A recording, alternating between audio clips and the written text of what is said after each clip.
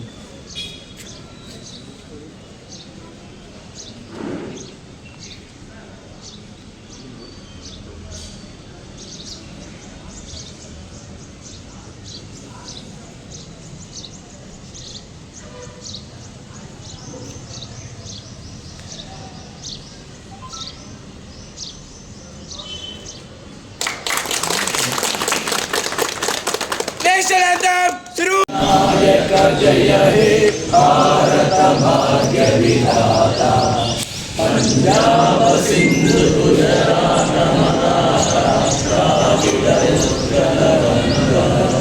विंध्य हिमाचल यमुना गंगा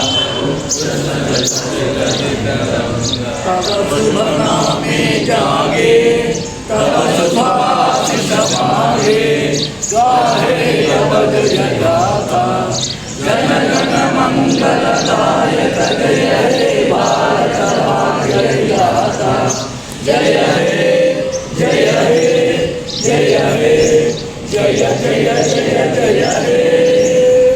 बोलो स्वतंत्र भारत माता के जय। बोलो स्वतंत्र भारत माता के जय। సిబ్బంది అందరికీ విద్యార్థులందరికీ కూడా 79వ స్వాతంత్ర దినోత్సవ శుభాకాంక్షలు.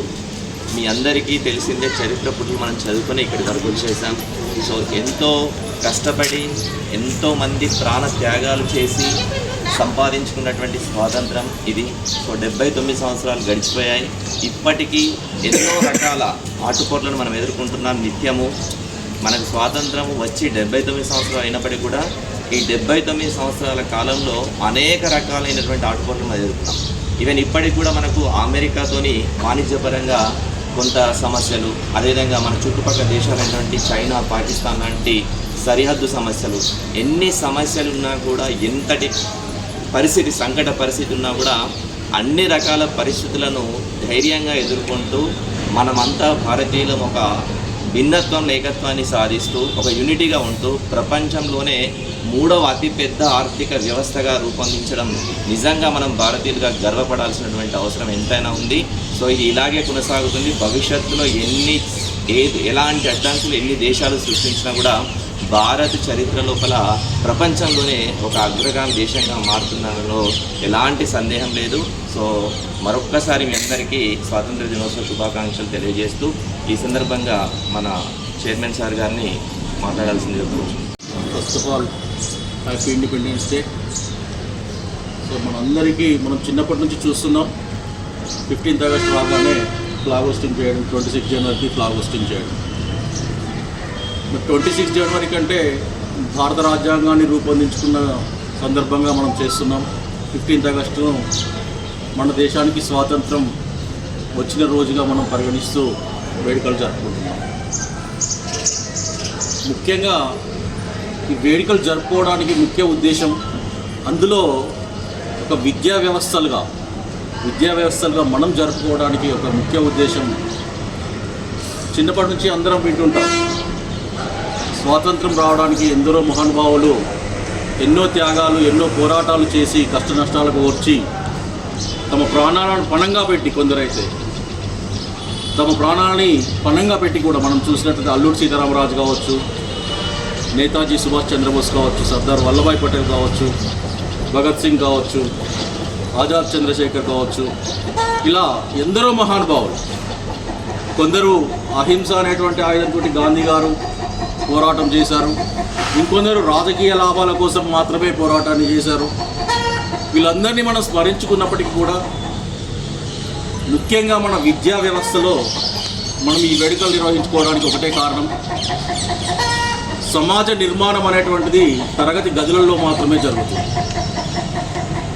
ఎందుకంటే నేటి బాలలే రేపటి పౌరులు అనేటువంటి ఆర్యోక్తి మనకు ఈ రోజు ఉన్నటువంటి యువకులు, విద్యార్థులు అందరూ కూడా రేపటి పౌరులుగా ఎదగాలనేటువంటి ఒక ఆశయంతో మన విద్యా వ్యవస్థలలో జరిపేటువంటి ప్రోగ్రామ్స్ అన్నీ కూడా దాన్ని అర్థాన్ని సూచిస్తూ ఉంటాయి. వాళ్ళ యొక్క త్యాగాలను మనము గుర్తించుకోవడమే కాదు, మనలో దేశం పైన గౌరవం, భక్తి, ప్రేమ అన్నీ కూడా పెరిగి దేశానికి మంచి చేసే విధంగా, అభివృద్ధి పదంలో నడిపే విధంగా, అదేవిధంగా సంఘ విద్రోహులుగా కాకుండా ఉండే విధంగా ప్రతి ఒక్క అంశాన్ని, వాళ్ళ యొక్క త్యాగాలను, స్ఫూర్తిని, వారు అందించినటువంటి ఫలాలను ఈరోజు మనం అనుభవిస్తున్నాం. కాబట్టి ఈ ఫలాలని ముందు తరాల వారికి అందించే విధంగా దేశాన్ని అన్ని రంగాలలో, ఆర్థిక, సైనిక అన్ని రంగాలలో పరిపుష్టిగా ఉండే విధంగా, తీర్చిదిద్దే విధంగా ఉండాలనేటువంటి ఒక సత్సంకల్పంతో మనం ఈ వేడుకలను నిర్వహించుకుంటాం. సో ఆ స్ఫూర్తి మీలో ఉండి తప్పకుండా దేశానికి ఉపయోగపడే పౌరులుగా ఎదుగుతారని చెప్పేసి మనస్ఫూర్తిగా ఆకాంక్షిస్తూ మీ అందరికీ మరొకసారి స్వాతంత్ర దినోత్సవ వేడుకల శుభాకాంక్షలు.